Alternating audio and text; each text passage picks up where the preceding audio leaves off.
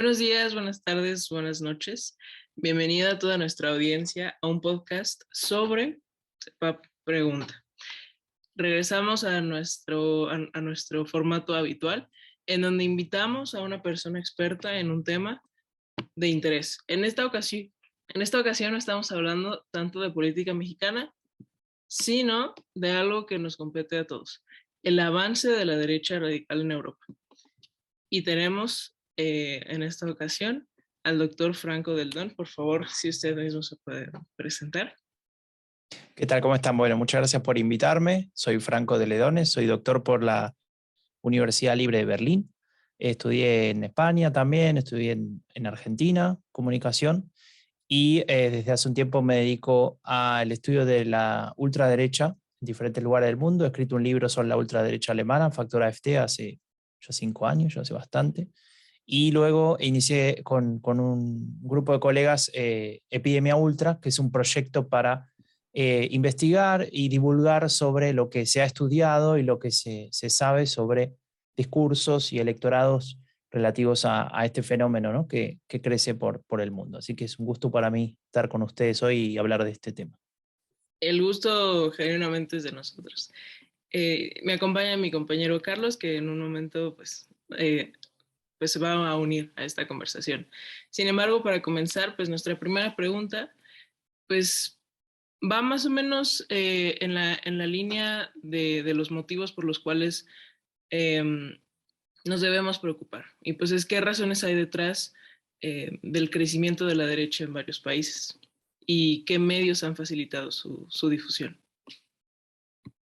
Bueno, en principio hay, como todo fenómeno sociopolítico, es multicausal, ¿no? Entonces es muy complejo encontrar cuáles son concretamente las causas, teniendo en cuenta también que estamos hablando de países diferentes con realidades diferentes, ¿no? Incluso con épocas diferentes en el mismo país.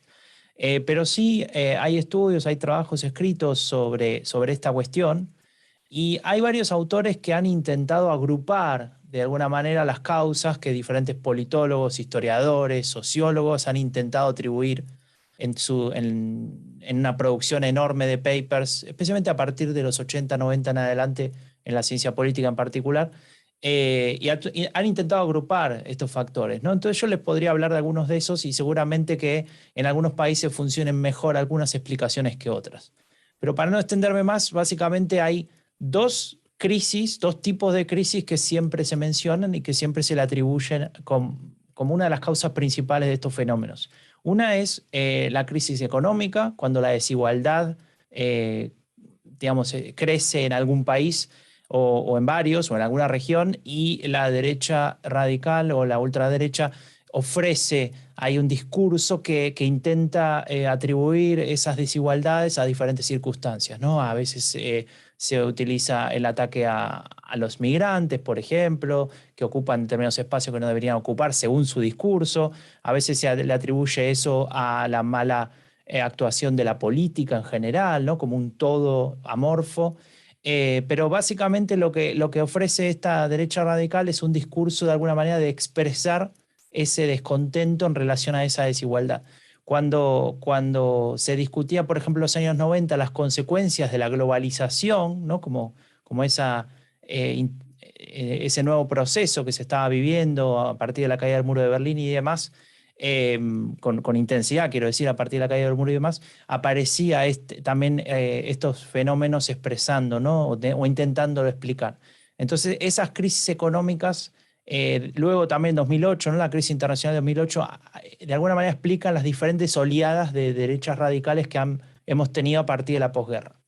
Esa sería una. Otra, que creo que está mucho más relacionada con la situación más actual, aunque no es exclusiva, insisto, es la crisis política, ¿no? Y que ya lo mencioné así medio al pasar, y es esta idea de que el gran problema son los partidos tradicionales que no se renuevan, o los partidos tradicionales que trabajan para sus propios intereses, ¿no? Que son una especie de élite corrupta que ignora al gran pueblo víctima de su accionar, ¿no?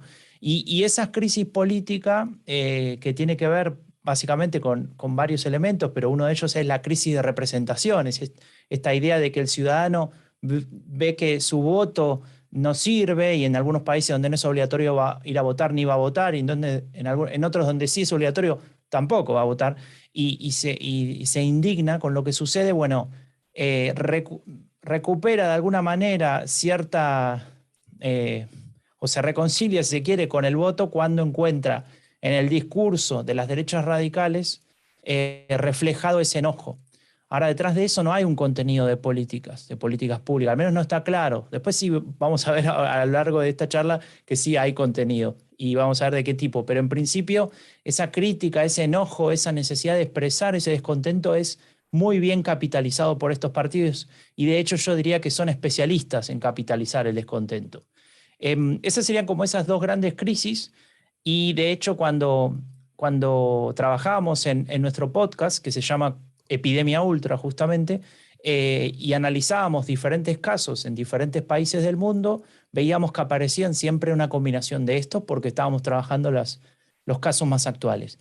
Y luego, para mencionarte solamente dos cosas más y cerrar, eh, también existen estudios que trabajan las actitudes autoritarias que puedan tener determinados grupos en determinadas sociedades, ¿no? Pueden ser más o menos grandes, pueden estar activos o pasivos, digamos, esto puede activarse a partir de una situación en particular o de un discurso determinado, y esas actitudes autoritarias se han medido, ¿no? Estudios politológicos de corte psicológico y demás, y han descubierto que claramente actitudes hacia una mayor valoración de la disciplina, del orden y demás, generan una cierta tendencia a votar por partidos de este tipo, y eso también se lo puede ver como una de esas causas, si querés a un nivel ya más personal o más interpersonal. Y obviamente, y este es el último, y creo que es el más difícil, porque no necesariamente se puede llevar a todos los casos, es el contextual, ¿no? Hay determinadas situaciones en determinados países que hacen que eso explote, que ese discurso empiece a tener relevancia, ¿no? Para el votante, para el electorado. Por nombrar un ejemplo, en España aparece el partido Vox, pero cuando aparece no tiene importancia. Aparece en el año 2015 al mismo tiempo que otro partido que tal vez también le suene, que se llama Podemos, que era un partido de izquierdas, y nacen el mismo año, y en ese momento hay una gran crisis en España, hay una gran discusión sobre la política y sobre lo que pasa con la política y digamos, lo que estaba sufriendo una cantidad muy importante de la población. En ese momento el desempleo era altísimo y demás, y en ese movimiento de los indignados, como se le llamó, apareció una masa crítica de gente interesada en participar, que capitalizó claramente ese partido de izquierda Podemos. El otro partido había nacido al mismo tiempo, pero no lo logró. Cuando Vox pasa a ser el Vox que ahora conocemos, que saca 13, 14, 15 puntos en diferentes, e incluso en algunos lugares le va muy bien, intenta formar parte de algún gobierno a nivel regional y demás, cuando se da la crisis de Cataluña con el tema de la independencia, porque ahí pueden activar un discurso que tiene que ver con el nacionalismo, con estas actitudes que te decía que tienden a esa otra visión del mundo, ¿no? Donde España, en el caso particular de España, tiene que estar unida, y cualquier amenaza, por más real o simbólica que sea, es una forma necesita de una reacción, ¿no? Y lo que ofrece Vox en ese contexto, 2017 más o menos, frente a todo ese proceso, es una respuesta política, o mejor dicho, una idea política de qué tiene que ser España, ¿no? Ofrece una visión. Y eso a veces al resto de los partidos les cuesta comunicar, más allá de que, como decía antes, después el contenido atrás sea diferente o simplemente no sea tal, no exista como tal. Mencionaba un aspecto fundamental y al cual sería importante regresar, como yo mencionaba, y es el hecho de que hay distintas derechas, ¿no? En cada país, incluso dentro de un país, hay realidades y formas distintas. Sin embargo, también consideramos que sería fundamental, porque ya lo adelanto un poco, si existe alguna similitud en el fondo de los discursos de la ultraderecha entre los distintos países, y cuáles son justamente que le ha permitido pues fortalecerse en los últimos años. Yo creo que esta pregunta es muy importante, y cuando doy alguna charla sobre eso aparece en algún punto, y creo que es de las más relevantes. Incluso les diría más importantes que hablar de las causas, que también son relevantes. Pero acá se trata de una definición muy relevante y tiene que ver con la diferencia que existe entre lo que nosotros llamamos extrema derecha y lo que nosotros llamamos derecha radical. Y esto que parece un juego de palabras o un capricho de académicos, ¿no? Que se pelean a ver cómo defino tal cosa, no, yo quiero decir otra cosa. En nuestro caso es muy importante porque tiene que ver hace referencia a diferentes tipos de problemas que estamos enfrentando con este tipo de partidos políticos y de expresiones. Para decirlo lo más rápido que pueda, y espero que se entienda bien. La extrema derecha son aquellos partidos, movimientos, discursos que lo que proponen es un sistema alternativo a la democracia. Quieren otro sistema. No respetan y no les interesan los valores democráticos, de hecho los consideran equivocados, ¿no? La democracia liberal para ellos fue un error. Fue un error después de la Segunda Guerra Mundial y lo fue aún más después de la caída del muro de Berlín. Ellos apuntan a otro tipo de sistema. Eso es la extrema derecha. Y ellos trabajan para erosionar, o mejor dicho, para que el sistema cambie, básicamente.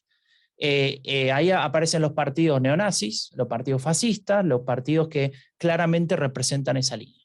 Ahora, la derecha radical es más compleja, porque la derecha radical está dentro de la democracia. Y si bien, después lo vamos a ir viendo, tiene elementos que trabajan en contra de los principios democráticos más básicos, digamos que la erosionan progresivamente, lo hacen con las reglas de la propia democracia, porque tienen partidos políticos con candidatos, con una estructura que trabaja dentro de los parlamentos, que compite en las elecciones, que aparece en los medios de comunicación, genera debates y discute y expresa posiciones y demás. Y todo eso sucede en el marco de esas reglas. Y lo que vemos a lo largo del tiempo es que a medida que se van asentando las instituciones, que van ganando alguna elección o van consiguiendo bancas en los diferentes congresos, parlamentos y demás, van condicionando el debate público hacia esos temas y hacia ese tipo de políticas públicas que les interesa desarrollar. Esa es la derecha radical, es la que erosiona los valores democráticos desde dentro de la democracia. La diferencia entre estos dos problemas es que al uno estar fuera y otro estar dentro, la forma de combatirlos o de trabajar para que esa democracia no la perdamos es muy diferente. Se trabaja de manera muy diferente en ese sentido. Y por eso es tan importante. Ahora, si nos vamos concretamente a lo que nos importa, o a lo que a mí, o lo que nosotros estudiamos en Epidemia Ultra y demás, que es la derecha radical, yo te podría nombrar 3 características que tienen en común. Y estas 3 características no las inventé yo, sino que son de un autor que le recomiendo mucho leer, que se llama Cas Mure. Mure se escribe con 2D de dedo. Es un autor de Países Bajos que trabaja en Estados Unidos y escribió muchos libros, muchos traducidos al español incluso. Y hay uno que se llama La ultraderecha hoy, de 2019, que se los recomiendo porque es muy chiquito y resume bastante bien muchas de las cosas que les estoy contando. Este autor, Cas Mure, lo que dice es que hay 3 elementos que siempre aparecen en este tipo de partidos. Uno es el autoritarismo, y no tanto como forma de gobierno, sino de ejercer el gobierno, sino como forma de ver la sociedad. Es decir, una idea en la cual la ley y el orden, la disciplina está por encima de todo, la jerarquía está por encima de todo, y donde, por ejemplo, un problema social es más leído como un problema de seguridad que como un problema de desigualdad, por ejemplo, ¿no? Entonces, a partir de ahí se desdoblan las diferentes políticas que se puedan desarrollar. Es una visión ultraconservadora del mundo, donde la desigualdad no sería un problema desde su visión. Es decir, no hay que ir hacia la equidad, sino que hay que mantener las jerarquías y la desigualdad porque así se mantiene la estructura del mundo, ¿no? Ese es el primer elemento que uno puede observar cuando escucha esos discursos y puede identificar eso. El segundo elemento es el nativismo. Dentro de ese concepto que suena raro, nativismo, hay algo que ya conocemos, que es el ultranacionalismo, ¿no? Es esto de dejar todo y a cualquier precio por la patria, llevándolo incluso hasta la xenofobia y el racismo, ¿no? Ahora, el nativismo es más complejo que eso y te diría más amplio y me parece más completo, porque lo que explica es que en este tipo de discursos, aún más importante que el connacional, que el compatriota, es el nativo. El nativo en términos de etnia.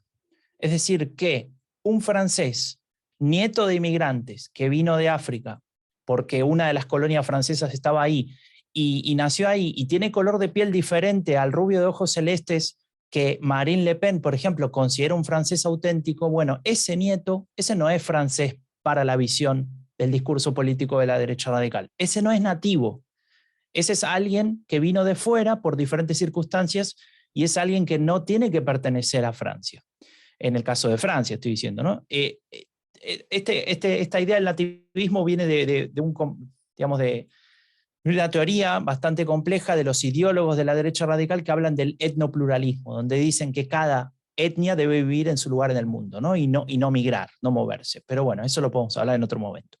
Y el último elemento que me falta nombrar, acuérdense, les dije autoritarismo, les dije nativismo, el último es el de populismo.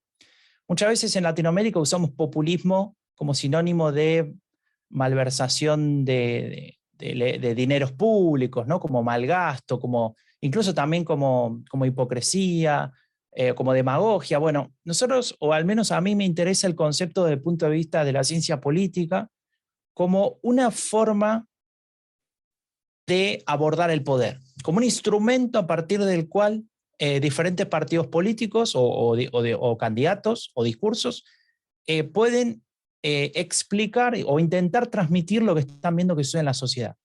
Entonces, el populismo definido en esta corriente de Casmude, básicamente lo que nos cuenta es que existe, algo que ya les mencioné, un pueblo que es víctima y que está siendo, digamos, que está sufriendo en una determinada sociedad, enfrentado a otro grupo que tiene que ver con la élite de ese país y que es una élite corrupta y que solamente busca la satisfacción de sus propios intereses, ¿no? Esos dos grupos, esa sociedad que según esta visión está dividida en esos dos grupos homogéneos y a la vez contradictorios entre sí, es el gran conflicto que existe en esa sociedad, y los partidos políticos populistas dicen que ellos tienen la respuesta para que la voz de aquel pueblo que no está siendo escuchado sea escuchado y se imponga, ¿no? Que sería lo más justo porque sería la voluntad general o el bien común.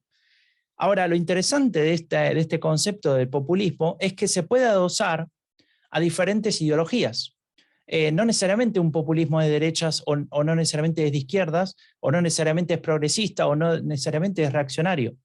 Tiene que ver con la forma en la cual se intenta abordar el poder y qué elementos se utilizan para justificar esa lógica, ¿no? Entonces, volviendo al ejemplo de Marine Le Pen, ella puede decir que los nativos franceses autóctonos de Francia están sufriendo por culpa de las élites de los políticos franceses o de la banca o de la Unión Europea o cualquier otra élite que ustedes quieran poner en ese concepto, y que los perjudicados son justamente ese pueblo, ¿no?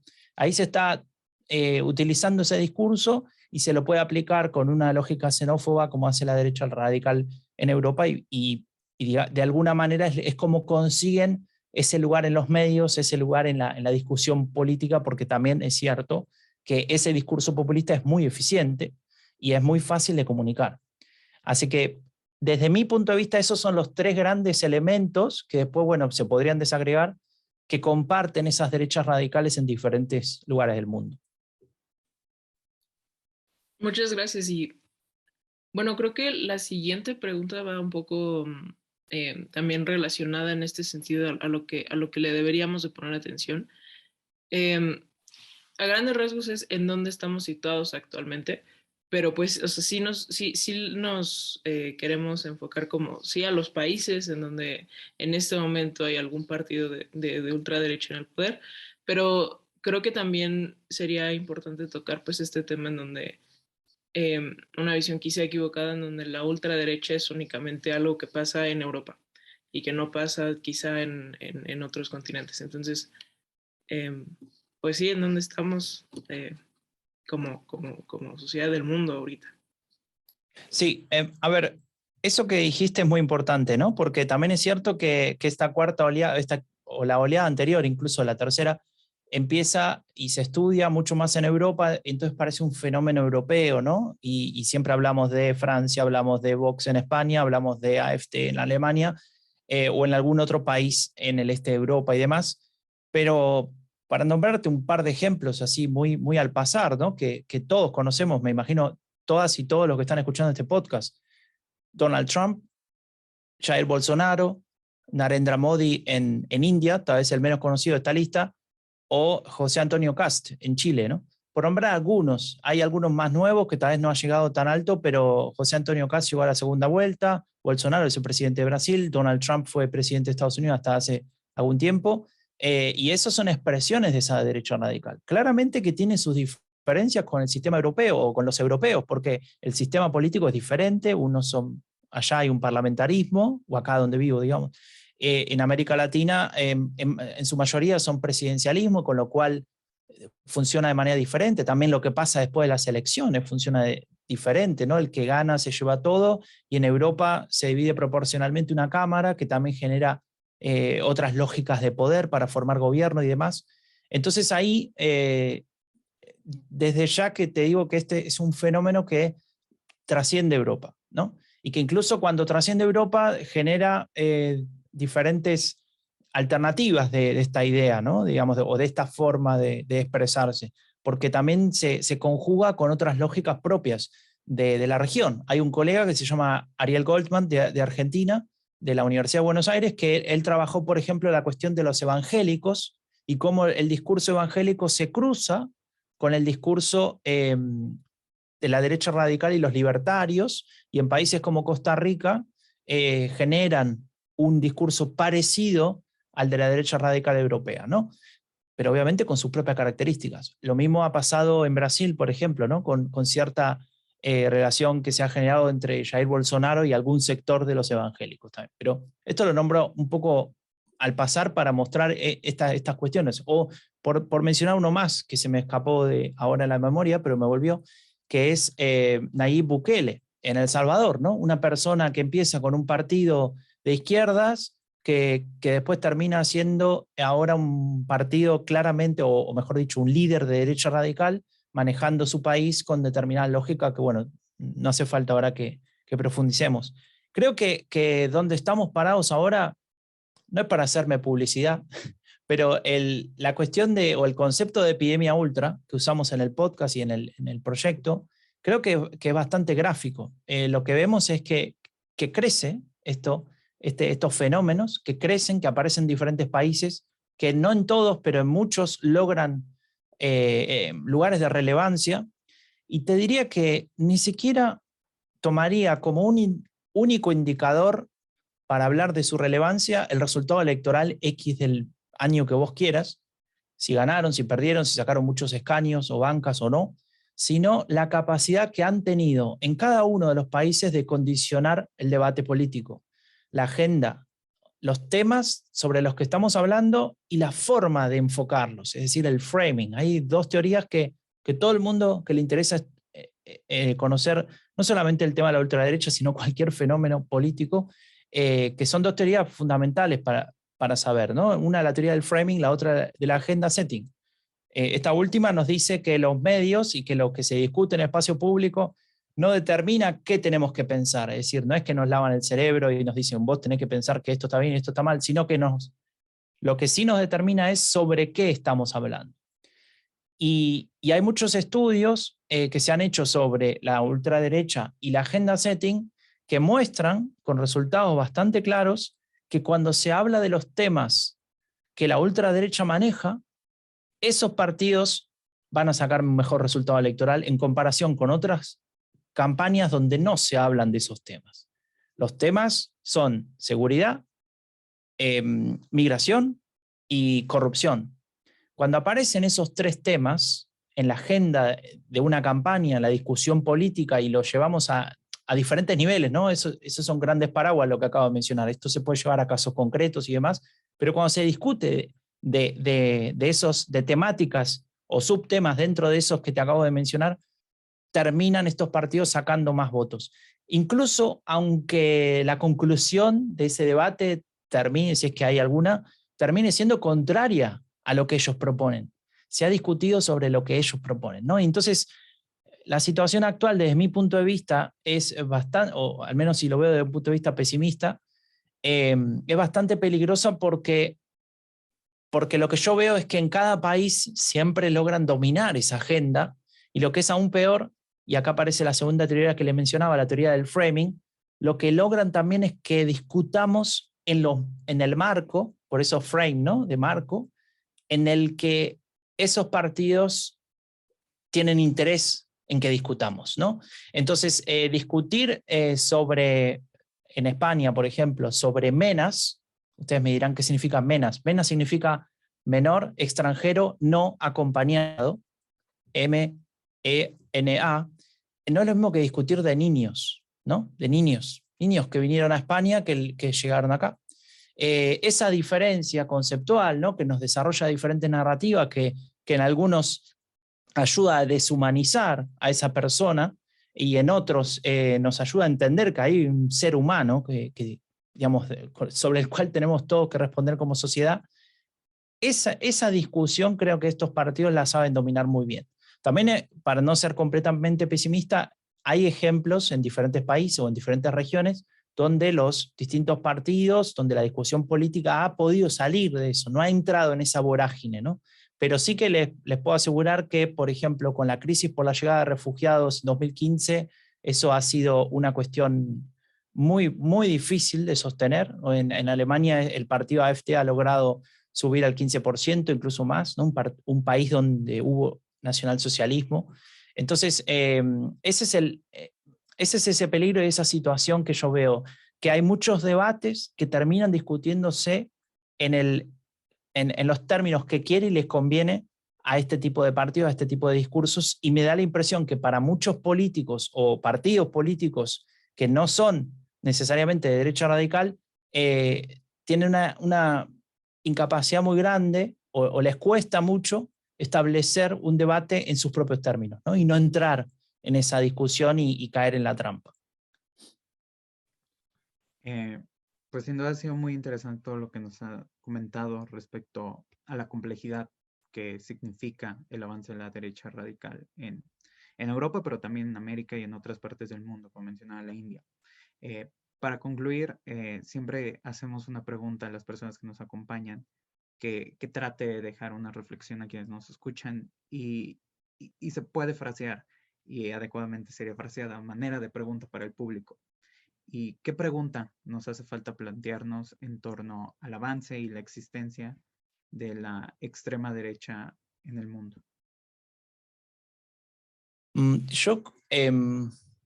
Yo les haría la pregunta que a veces hago en estas charlas, cuando hablo sobre la ultraderecha en alguna universidad y demás, y es que la clave está en preguntarnos qué sociedad queremos.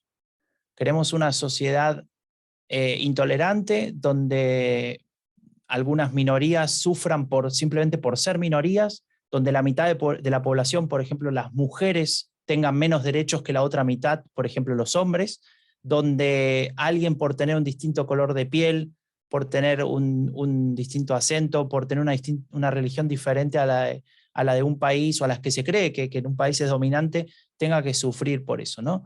Esas preguntas, si podemos responder a esas preguntas, podemos saber que tal vez sin querer, para algunos o no, el discurso de la derecha radical te puede llegar a despertar algunos elementos en relación a tu descontento o a sentirte incómodo, o a sentirte no representado, pero que al final la respuesta que te dejan la sociedad que te pueden generar si de verdad logran llegar al poder, posiblemente sea una sociedad mucho menos democrática de lo que querés y muy alejada de lo que pensás que sería una sociedad ideal.